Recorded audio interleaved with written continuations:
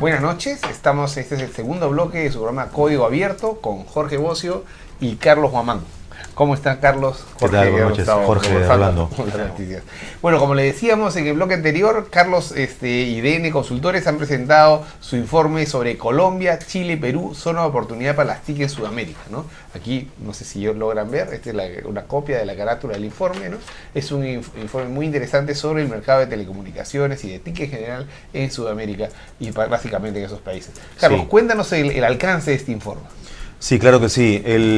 Vale la pena comentar cuál es el propósito y cómo así nos pareció que era útil pensar en un informe de esta naturaleza. Y la idea es que en el contexto sudamericano tenemos una combinación de clima de inversiones a nivel económico y el clima específico en el sector de telecomunicaciones que vale la pena analizar porque van de la mano. Entonces hay un país que es el más grande de la región, que es Brasil, que tiene una propia hoja de ruta, un propio derrotero. Es casi como un continente por sí solo. Entonces, cuando uno analiza Sudamérica, en realidad habría que ver por un lado Brasil y por otro lado el resto.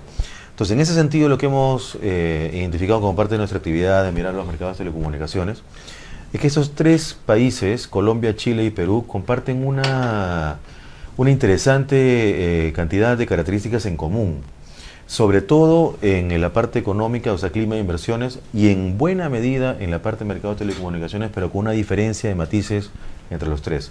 En conclusión, los tres como paquete se distinguen de todo el resto de países, y lo que hacemos en el informe es analizar cuáles son esos factores que permiten que el crecimiento del sector y de la competencia en esos tres países sea muy superior como desempeño al resto de la región. Pero entre los tres tú ves diferencias en el rendimiento, o sea, a lo mejor Colombia, me parece, tiene una velocidad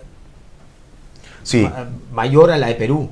Es correcto. ¿No? Chile comenzó antes. Perú, efectivamente. Perú comenzó segundo, y Colombia tercero, pero creo que Colombia tiene una velocidad mayor. Exactamente, es el tipo de cosas que analizamos en el informe. Entonces, en buena cuenta, al final del informe de lo que llegamos es a sustentar qué factores explican por qué Colombia y Chile están bastante adelante y por qué Perú, que tiene un clima de inversiones inigualable, es decir, un crecimiento económico muy robusto ya por muchos años y mucha estabilidad económica a nivel de precios, inflación, tipo de cambio. ¿Por qué Perú tiene una gran oportunidad que implica que a nivel del sector habría que capitalizar y rápido? Sí. Y ahora es interesante, a mí me llama la atención, digamos, algo que ya cada vez se perfila más, ¿no? Es como que Colombia, Chile y Perú termina siendo como una especie de bloque natural diferenciado dentro de la región, ¿no? Exactamente, sí, y que se traduce en este sector. Esos son los sectores en que más nítidamente se ve, probablemente también en la banca y en el mercado de valores. En el mercado de valores, ¿no? Sí. Sí. Es por la naturaleza, porque está puesta a la economía de mercado, a la apertura de TLCs y tal, ¿no? Sí, si vamos detrás, lo que tenemos es que la filosofía económica que está presente en los tres países es bastante similar, ¿no? Claro, y vienen teniendo crecimientos sostenidos en los últimos años de manera parecida, ¿no? Exactamente, sí, se asemejan entre. Y como parte de ello también hay acuerdos comerciales que no es casual, precisamente es lo que analizamos en el informe, que ocurren entre los tres, o hay un acuerdo que es entre los tres países más México, ¿no? Y a nivel económico, a nivel comercial quiero decir, a nivel también de mercado de valores, etcétera, ¿no?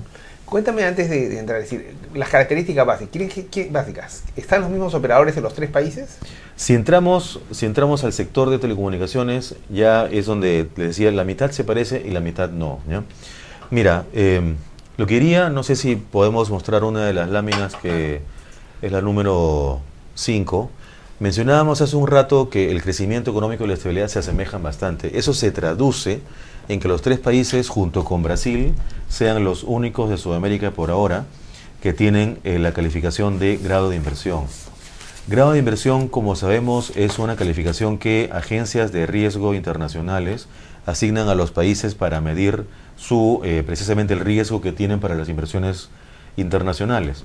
Y tenemos ahí toda la calificación, son tres agencias de inversión, Moody's, Standard & Poor's y Fitch son los nombres de las agencias, y tienen calificaciones que, así como la nota en el colegio va del 0 al 20, en este caso va desde AAA hasta la letra C, ¿no? Esta de arriba para abajo, la zona en gris es la que no llega a tener el 11 o el 13 con el que estás aprobado, y hacia arriba toda la zona en blanco, y vemos ahí que Chile, Perú y Colombia mencionadas son los tres que ya están muy bien calificados, o sea, pasan la prueba. Chile más arriba que todo el resto, por lo que mencionabas, Jorge, que ya lleva una buena cantidad de años de solidez económica. Y Perú y Colombia los nuevos. Perú hace 5 años no estaba en zona de grado de inversión. Hoy lo está y ya está en el segundo nivel. Y Colombia le sigue. Entonces, esto refleja... Hoy día además Standard Poor's ha elevado la calificación de riesgo de Perú, ¿no? Según veo en el portal de la Mula, la parte económica. Qué buen portal, Nos mantiene. Sí, no, acaban de subir la calificación a DB+, ¿no? Entonces, digamos, se acerca a los otros países. Se acerca, sí, y bueno, es irónico que, por ejemplo, Perú ya tiene un nivel de calificación similar a Telefónica, pero es un dato anecdótico, ¿no? Entonces, estos 3 países ya están muy sólidos en esa zona, y es un común denominador. Vemos que todo el resto, por ejemplo, el segundo país más grande en Sudamérica, que es Argentina, está claramente fuera del grado de inversión. Venezuela, que es otro país con un PBI más grande que Perú, también está fuera del grado de inversión, precisamente por lo que comentábamos sobre cómo orientan sus políticas económicas. Entonces, Colombia, Chile y Perú económicamente están en esa zona. Si ya lo aterrizas al mercado de telecomunicaciones, ¿qué es lo que tú tienes?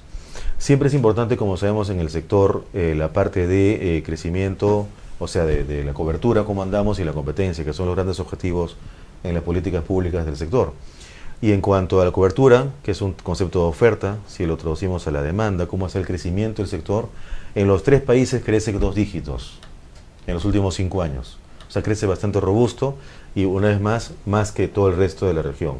Brasil es un mundo aparte que no vale la pena tomarlo para la comparación, ¿no? Entonces crecen bastante. Donde surge la diferencia es en la parte de competencia. Y por ejemplo, mencionábamos una lámina que es la número 11, si la podemos mostrar. Es interesante anotar que la competencia significa, entre otras cosas, no, la siguiente, por favor. Significa, entre otras cosas, que hay operadores de cada país en el sector de telecomunicaciones. Esto es, si podemos ir a la lámina, no es la que tenía yo, el número 11, donde aparecen operadores, es la anterior a aquella. Vemos que en cada país, en el caso de Chile y Colombia, hay un operador nacional. En el caso de Chile es Entel, y en el caso de Colombia es ISA Internexa, que son operadores del país con presencia en el sector de telecomunicaciones. Y no solamente eso, sino que estos operadores tienen presencia. Entel es empresa privada. Es una empresa privada chilena, sí, con capital mixto chileno. ¿Entel? Sí. Entel es una compañía totalmente chilena, pertenece a un fondo de inversión de origen chileno. Ya. Que, como todo fondo de inversión, podrá tener capitales extranjeros, pero en buena cuenta es controlado por capitales chilenos. Entonces, Entel es una compañía chilena que tiene una posición importante, compite frente a frente con Telefónica. Claro, en Chile tiene un peso menos importante, es el 4º operador. Y en Colombia tenemos un operador como Internexa, que es un operador de transporte mayorista, una red nacional. Pero lo importante es que, además de que existan operadores nacionales en estos países, además invierten en estos otros 2 países. Entel está en Perú a través de Americatel, y está muy voceado como un candidato serio para futuras licitaciones de espectro en Colombia. Entonces, una empresa de telecomunicaciones chilena que ya está en Perú y que planea seriamente estar en Colombia. Y una compañía colombiana como Internexa, que está en Chile con el negocio y está en Perú. Y a esta compañía se le puede sumar otra que se llama Promigas Telecomunicaciones, que es una compañía de redes metropolitanas de gas, pero que sobre esa red de gas monta red de transporte de telecomunicaciones. Es colombiana y está considerando seriamente entrar a Perú. Entonces vemos cómo entre estos 3 países también se manifiesta ese efecto. Sin embargo, en el caso peruano, no hay una compañía peruana, o sea, de origen peruano, en el sector de telecomunicaciones. O sea, como que no hay. Pero no es... De la envergadura, me refiero de la envergadura, sí, que tenga planeado ir a otros países, claro, ¿no?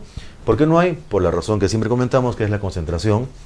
Y para eso nos puede servir la lámina número 15, donde lo que vemos es cómo se reparte la torta del negocio entre operadores.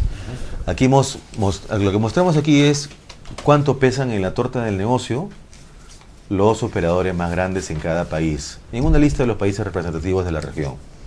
Entonces, vemos que en el gráfico las barras pueden ser naranja y gris o naranja y verde. ¿De qué depende? Depende de quién es el operador número 2. En la zona gris corresponde a Claro y en la zona verde corresponde a operadores que no son Claro. ¿Y lo naranja qué significa? Que en todos los casos es Telefónica. Y lo importante aquí es cuánto suman estas dos participaciones de los dos operadores más grandes. El promedio en la región es 66%, algo así como 2/3. Entre 60, 65, 66, por ahí ese es el porcentaje que normalmente los dos más grandes tienen. En Perú no es 60, ni 70, ni 80. En Perú es 90% lo que pesan los dos más grandes. Versus, por ejemplo, el caso de Argentina, donde es 50, Colombia, donde es 58, etcétera. Entonces vemos que es entre 50 y 60 lo predominante, en Perú es 90%. Por lo tanto, y además que son pues Telefónica y Claro, no hay mucho espacio para que un operador peruano pueda aparecer. A pesar de que el clima de inversiones, de que el clima económico es altamente positivo.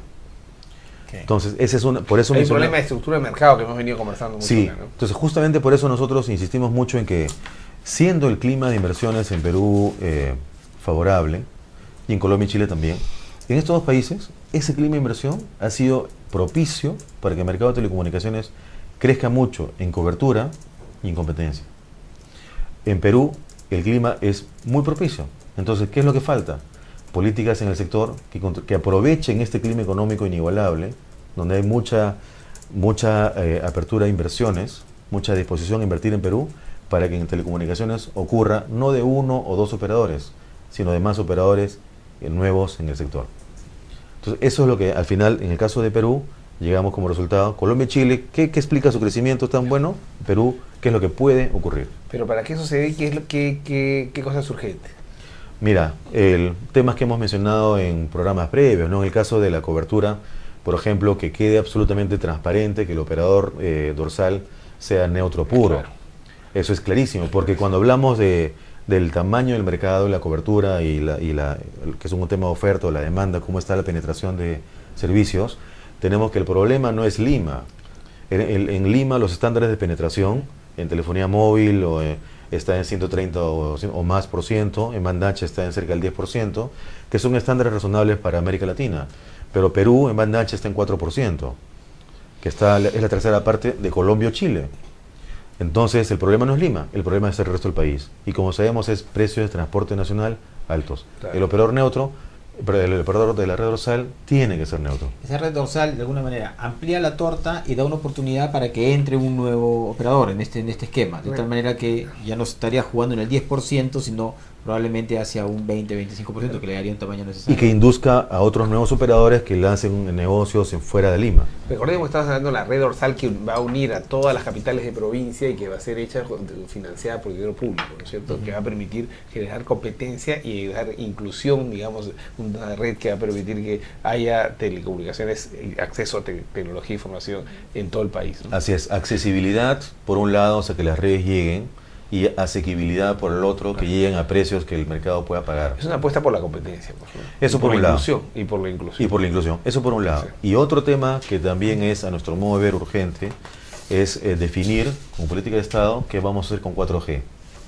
Como sabemos... Y ahí vamos al tema del espectro, entonces. El tema del espectro. Sí. Cuéntanos. Entonces, en el tema del espectro, la banda más apropiada y más apetecida para el servicio 4G es la de 700 MHz. Entonces, para que nosotros como usuarios o cualquier usuario que nos pueda estar viendo de telecomunicaciones móviles tenga un dispositivo 4G, hay todo un proceso. El proceso empieza cuando el Estado define cómo va a canalizar la banda. Es decir, cómo va a partir el bloque de la banda, que son cerca de 100 MHz, cómo lo parte para que se pueda luego concursar, adjudicar y de ahí operar. Esa es la secuencia. Entonces, hay países que ya han definido ese paso 1, que es la canalización. Colombia y Chile, curiosamente, son los primeros países en Sudamérica que ya definieron cómo repartirlo. Y se reparten en 3 bloques, como para que entren 3 operadores. No 2, que son los más grandes, sino 3. Eso te da ya una pista de que están buscando competencia. En Perú, esa fase 1, que es la de definir cómo se va a armar los bloques en esa banda 700, no está definido y no conocemos que sea un tema de pronta decisión en el ministerio, en la autoridad.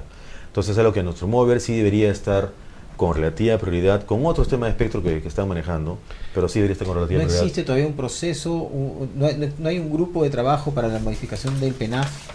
Hasta donde conocemos, por nuestra actividad como consultores y por lo que podemos ver en los medios, no existe. ¿Y cómo es tú tenías una lámina que íbamos a mostrar sobre el espectro y cómo se ha visto Sí, en estos países? así es. ¿No? Sí, podemos ir a la lámina número 20. ¿Qué es lo que muestra esa? Sí, mira, son gráficos chiquitos, en verdad lo importante no son los números que aparezcan en pantalla, sino los cuadraditos que aparecen en cada caso. Y lo que tenemos arriba de la línea roja, que está al medio, es cómo está dividida la banda de 1700, y abajo tenemos la banda de 2,5 GHz. Ambas son también importantes y son las que preceden a las 700, ¿no? Entonces lo que tenemos es Colombia y Chile arriba. Hay 3 bloquecitos, significa que esa banda de 1700 está partida en 3. Eso ayuda a que los ganadores sean 3 operadores. En Perú está partida en 2, o sea que solo podrán ser ganadores 2 operadores. Si hace un momento dijimos que el mercado está en un 90% de los ingresos concentrado en 2, qué casualidad que esa banda haya sido partida en 2 y no en 3.